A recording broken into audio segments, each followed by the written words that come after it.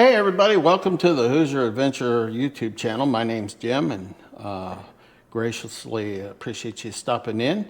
This is going to be video number 7 on our crappie baits. We're injecting crappie baits, and tonight's video is a little bit special. So we're going to do a couple things. First thing we're going to talk about is what is degassing and what goes into that. The other thing we're going to do, we're only going to make one jig tonight. And as promised, the teaser's out there and a couple short videos and stuff, but we're going to work on this chameleon jig. What makes this jig so unique is that it changes colors. All depending on light that comes through the water, all depending on water clarity. This jig has like 6 different colors that reflect. So we have the green and golds and reds here in the tail. There's a slight purple tint. There's a turquoise tint. And then with very little light, this jig goes dark, almost black. And hopefully the camera's picking all this stuff up real good. I have changed the lighting around just a little bit, so hopefully that's helping just a little bit. But it's a very unique jig. Now, I have not fished this jig, okay? I just, through trial and error, stumbled into this, and again, it comes down to these pearls, okay? And it's exact same thing I've been doing, where I'm taking a small brush and I'm painting these pearls into the mold itself, okay? And different colors of pigmentation. So this jig started off in black. That black pigmentation has a different effect with the pearl, which is what's giving it that chameleon look. You know, that purple, the turquoise, the greens, you know, the purple, there's purple there. You know, it's just how it hits the light. Now, theory, you know, if you didn't have to worry about changing jigs, say you're out fishing and light changes or water clarity changes and you have to change color jigs in order to get a bite, what if the bait did it for you? And that's kind of my theory behind it. So we're going to get set up and stuff. We're going to talk about what is degassing and what's my opinion on it. I have a unit here. I paid for it with my own money. I'm not sponsored by anybody. I'm going to give you a total breakdown on it, what I think. Is it worth the money? Is it not worth the money?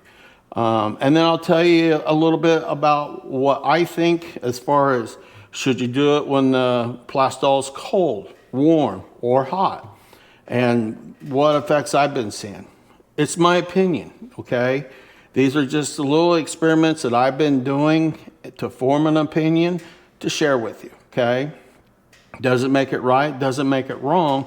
It's just what I'm seeing. So I'm going to bring it back. I'm going to start getting this cup of plastisol heated up, and then we're gonna talk about degassing it and kind of go from there. So again, thank you for joining me tonight. Hopefully you get a ton of information out of this video that will truly help you. Oh, I might as well share with you real quick. So we have, these are some of the baits that we've ran. Now, not all of these have been run on camera. Some of them have been run off camera. Obviously, you know, with as many videos, I would say probably 85 to maybe even close to 90% have been done on camera. Okay. And then the prep side of things is, you know, we have some tails for our crappie slayer all set up and stuff. And you know, that I run those separate. And then we're going to dive into eventually some micro jigs. I use micro jigs a couple times a year. Obviously, ice fishing is one of those times. Get you guys set back up here. And then the summertime, believe it or not,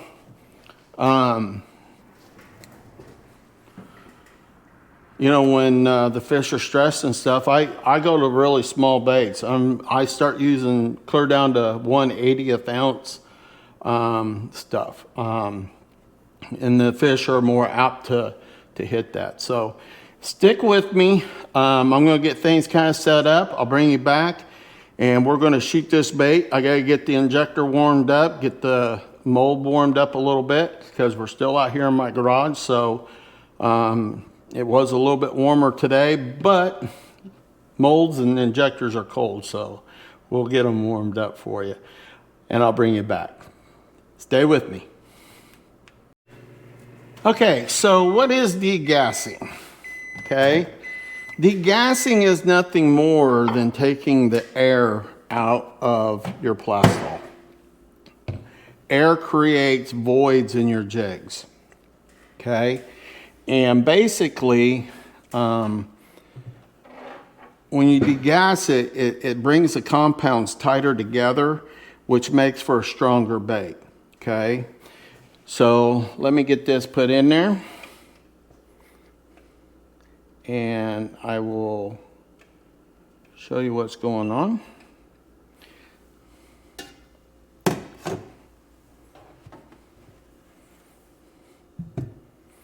Okay, now if you pay attention, make sure our valves are closed and open.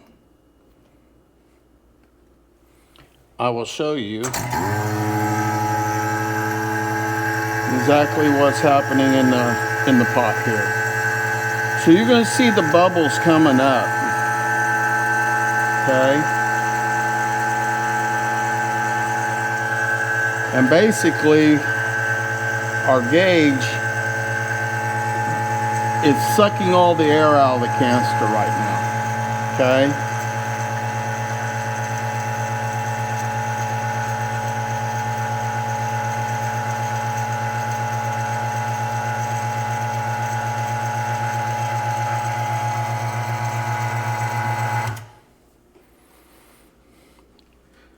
Now I've got the valve shut off and we're just letting that simmer in there. And I'm going to bring the camera around so you can kind of see what I'm talking about. Hopefully I didn't spin too fast. But there's our gauge. All the air is sucked out. Okay. And you're going to start seeing the bubbles up here. And as all those bubbles are bursting and stuff. So here's what I would tell you through what I know, okay? If you're a DIY guy that just enjoys making some of your own baits and stuff, do you need something like this? Probably not, okay? I mean, to be honest with you, guys that are using this kind of equipment they're selling baits. So they need to put the best quality baits out there that they possibly can because their reputation's on the line and they can't afford those air voids or what I call dimples in the baits. And if I go to the store and I buy a package of baits and I'm spending $7 on that package and one of them's got dimples in it, yeah, I'm pretty sourpuss about it because, you know, that just means their quality control. I decided to do this because I wanted to try and see exactly how much of a difference it makes. Now, it does make a difference. I'm not going to lie to you. You know, you can feel it in the bait, okay? And excuse me for a moment here, real quick.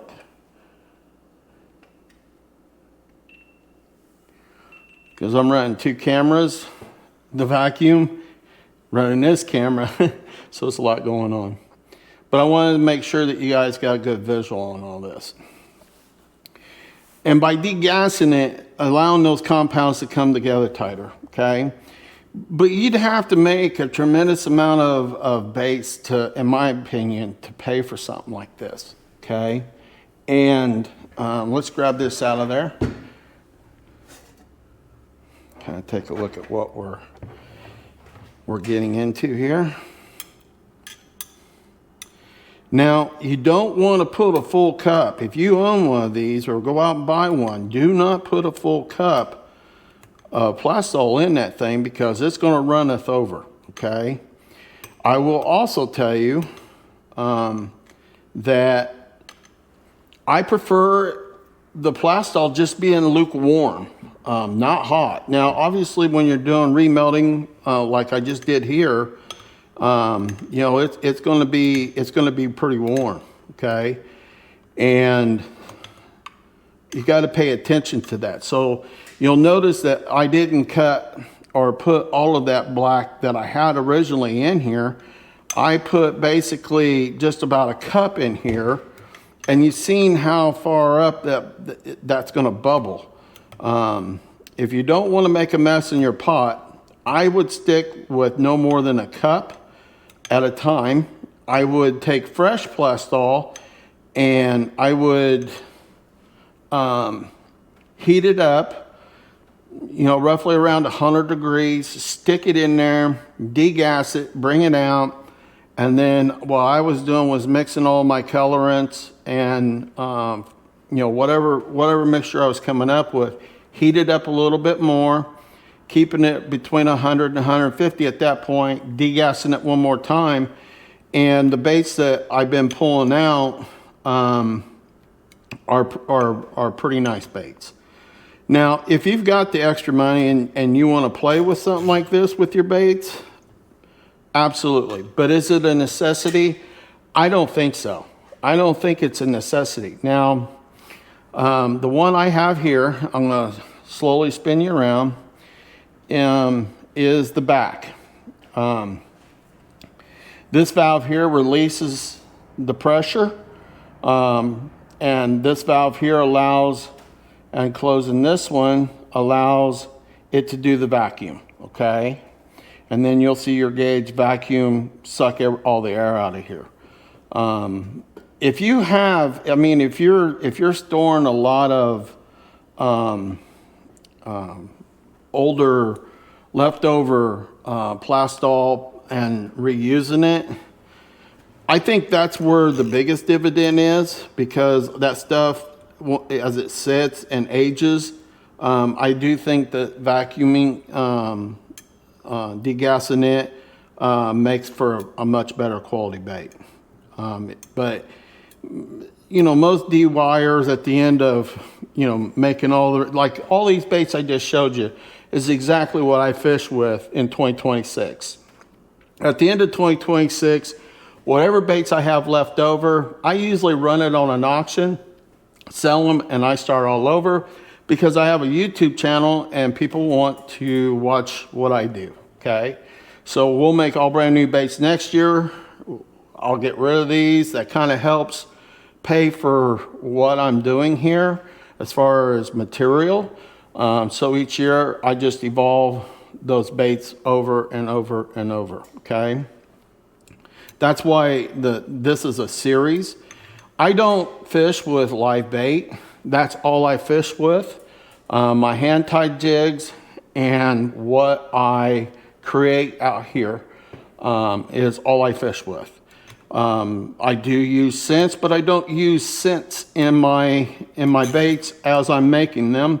I use a multitude of different scents depending on the time of season it is, water conditions, and, you know, different areas call for different scents. In other words, you may go up northern Indiana and one scent's going to work better up there, or vice versa. It could be lake to lake to lake. So I don't scent this stuff at all.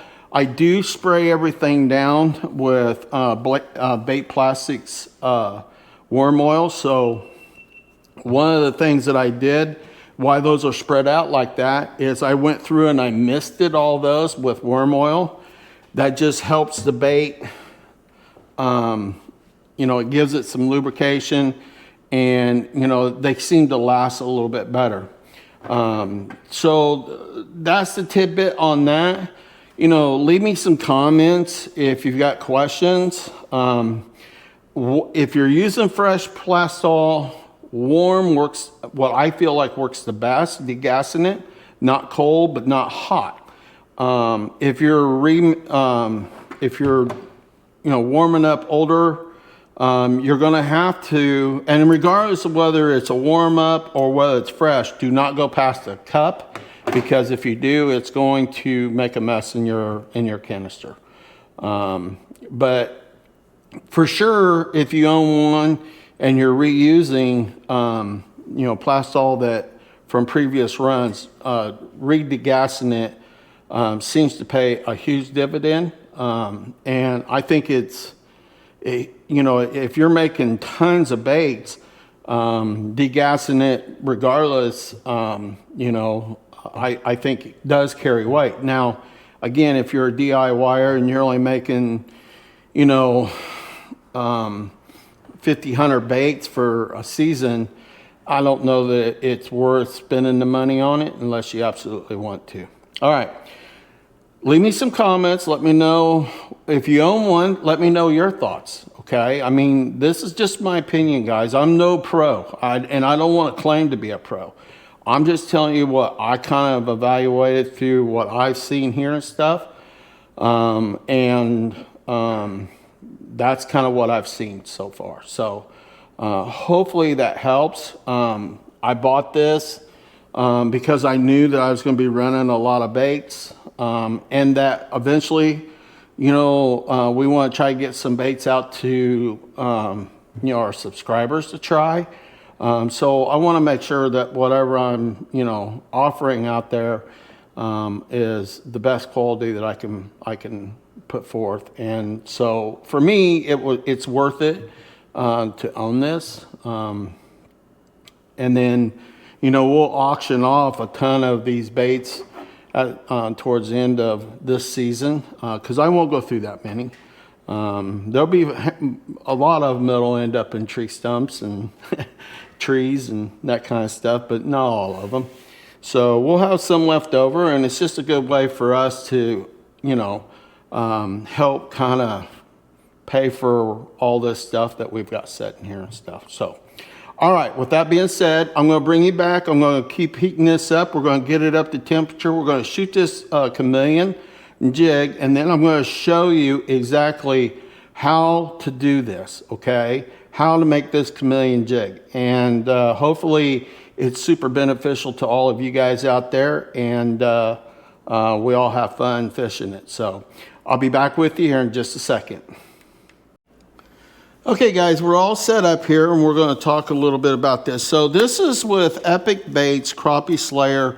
It's the system. So this system comes with the Crappie Slayer mold, and then it has a tail mold that you can purchase with it, where you're just making just the tails, okay? And I highly encourage, if you're going to spend the money on this, that you go ahead and get the tail mold, because that allows us to make these tails, and that's what makes the different colored tails. It gives you more options. If you can't do that, then you can shoot straight color, okay? That's strictly up to you. All right, so the Pearl EX that I'm using comes from Hobby Lobby. I think it's like $5.99, $6.99 at the time of I'm shooting this video. I'm not 100% sure if it's went up or not, or whether it's even more expensive, whatever.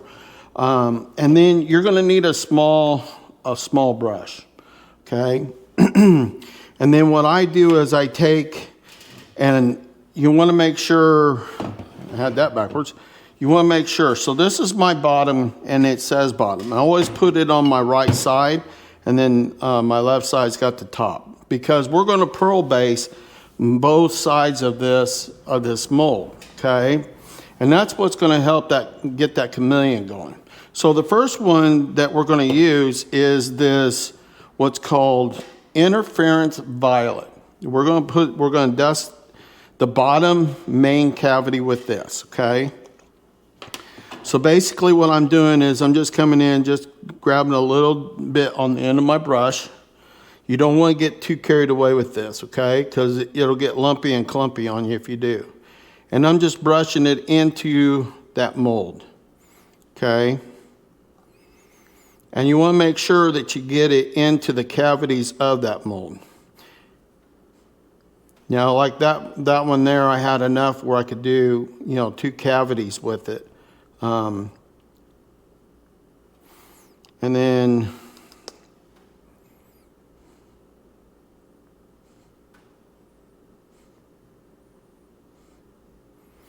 so I'm going to do this throughout the bottom of the cavity, all the way, each one of these, okay? So instead of me wasting a whole bunch of video time and you sitting here watching me do this, I'm going to do this pearl. I'm going to do all of it. I'll bring it back. I'll show you what that looks like. And then we're going to do the next step and the next step. This is a little bit more time consuming than, just shooting regular baits. It's something that you can do. You don't have to do. But if you want that chameleon looking jig that's going to virtually change colors with your light and your water clarity and that kind of stuff, I think this is the best option that you've got. So let me get the first one in here. I'll bring it back. I'll show you what it looks like, and then we're going to continue on. Okay, guys. So this is what it's going to look like. It's all powdered in there. Got it in the cracks and crevices and stuff. You'll see some excess here along the edge. You'll have that. So once we get all of what we're doing done, what we're going to do is we're just going to kind of blow this out a little bit and get rid of all that excess, okay? It blows out there real easy, see? And it's gone, okay? But let's finish what we're doing. So the next one is going to be the mink color, okay? And that's going to go in the top main body cavity, okay? We're going to paint that in there. So when you're done with your brush, it's best that you take it over a dry cloth to make sure you got all the other pearl off of it. And then you're simply going to do the exact same thing. You're going to go in and you're going to paint that bottom cavity or that top cavity with this mink. Okay, so I'll bring you back just as soon as I get this one accomplished, and then I'll show you how I'm putting the rest of these pearls together in this cavity. Okay guys, so now we've got our top with the mink in there, okay? The next step that I want to do is, because I want to color coordinate my tails with these other, so green tails get green apple, yellow tails and short trews are going to get gold, pink tails are going to get the pink pearl. And basically what I'm going to be doing is, so I'm going to put the tails in the bottom cavity, and then on the top cavity I'm going to paint these pearls into those tails, okay? So when this folds over, this would be, where, you want to color coordinate that, and I'll bring you back and I'll show you what I'm talking about. So again, it's time consuming, but I think it's worth it at the end of the day. It's really an awesome jig. So bear with me. Let me get the tails loaded up and I'll bring it right back. I'll show you what that looks like. Okay guys, so I've got the tails in. I'm going to swing them down here and I'm going to show them to you. Okay. Now what I'm matching up is I have pinks across the top here. So what I want to do is now I want to take my brush and I'm going to brush in some pink into that tail side. Okay. And I just want to do those few cavities there.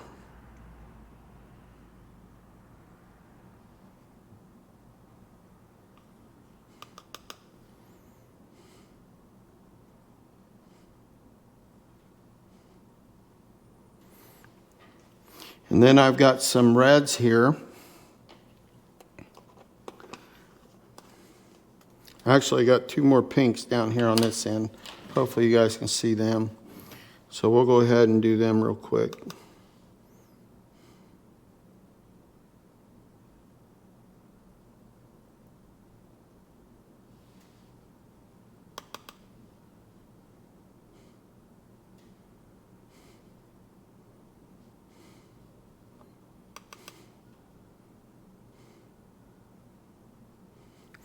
And if you're just doing one solid color, then I'm just trying to show you guys all the different effects of this.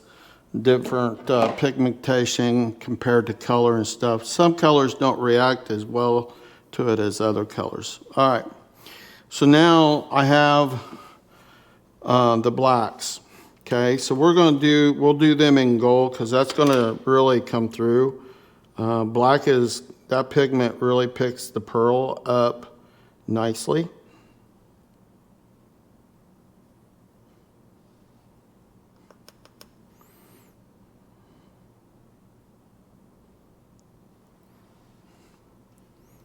Okay.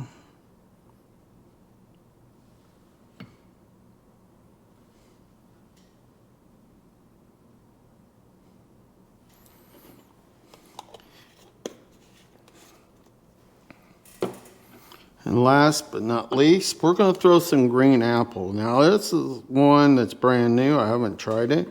We're going to throw some green apple at this black tail and just see what it does. All this will be on the top side of your jig.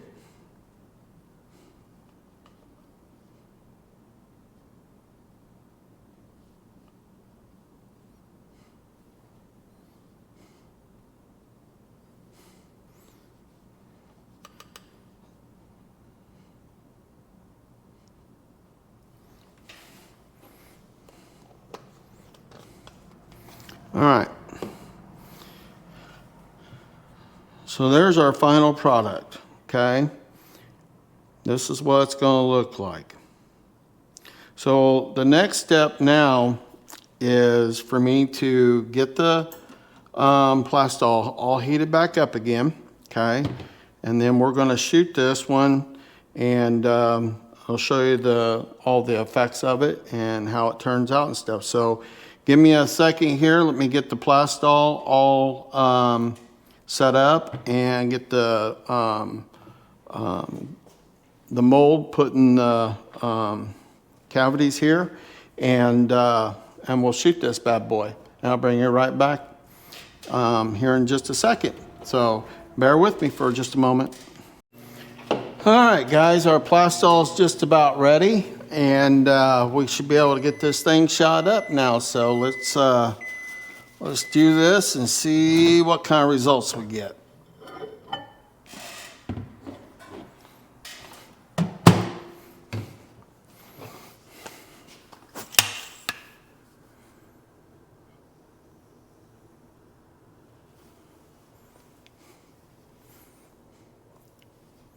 Purge it a little bit.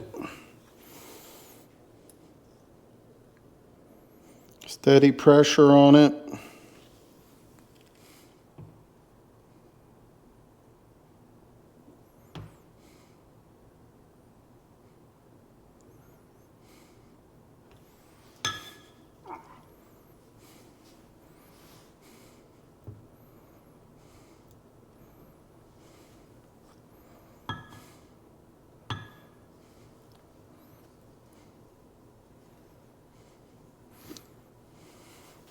And guys, I can't stress it enough.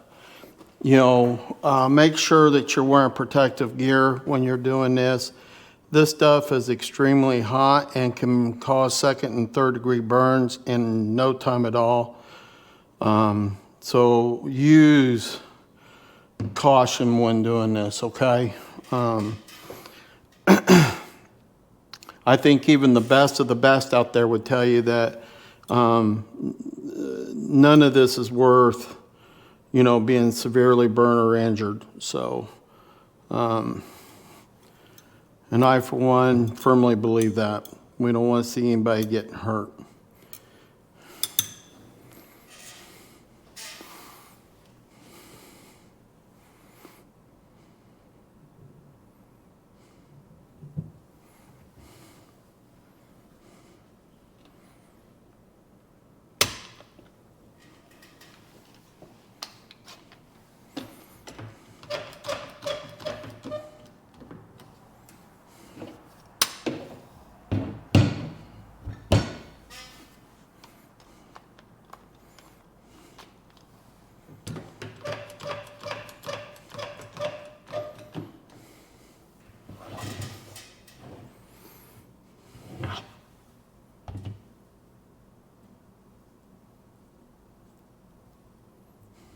All right, let's open this bad boy up.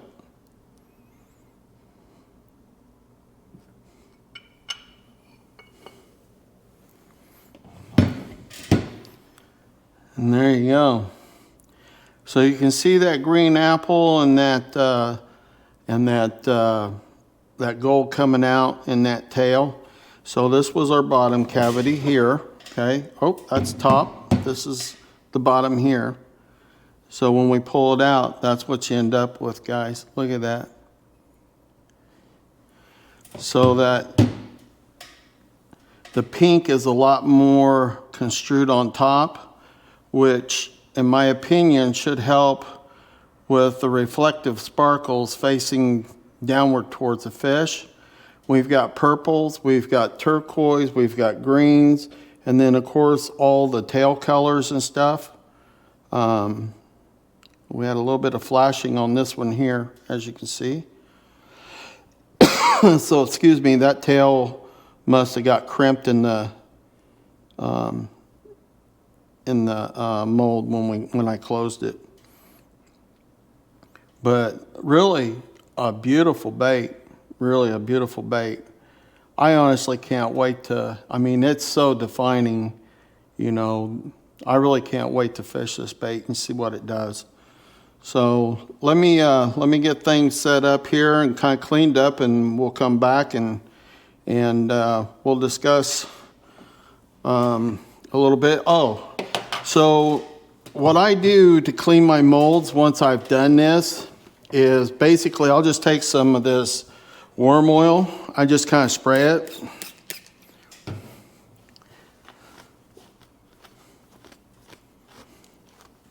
And then I'll come through with a Q-tip. And as you can see, it just wipes right out. And you can clean it up. Or you can reshoot a black color in there, and it'll pick up all those pigments again, and you can get some extra baits. But really quite the it's something else. I mean, it is an awesome looking crappie jig. So hopefully the camera is picking all this up, because it is pretty incredible how that looks. So let me get these over and get them cooled down, and we'll kind of go from there, and we'll do a recap, and yeah, show you some baits. All right, we come up with some awesome baits tonight with that chameleon look to it. Obviously, you know, you've got several different reflective colors coming through on these baits. And hopefully this was a good informational, I mean, if you're into making your own baits and stuff, hopefully you take this challenge on, make you a handful of these, fish them, and hopefully they do you really good, and you catch a lot of crappie and bluegill, and probably walleye and bass and everything else. So hopefully you guys enjoyed the video. If you did, please do me a favor, give me a thumbs up right here, and if you're inclined, hit that subscription button and that notification bell.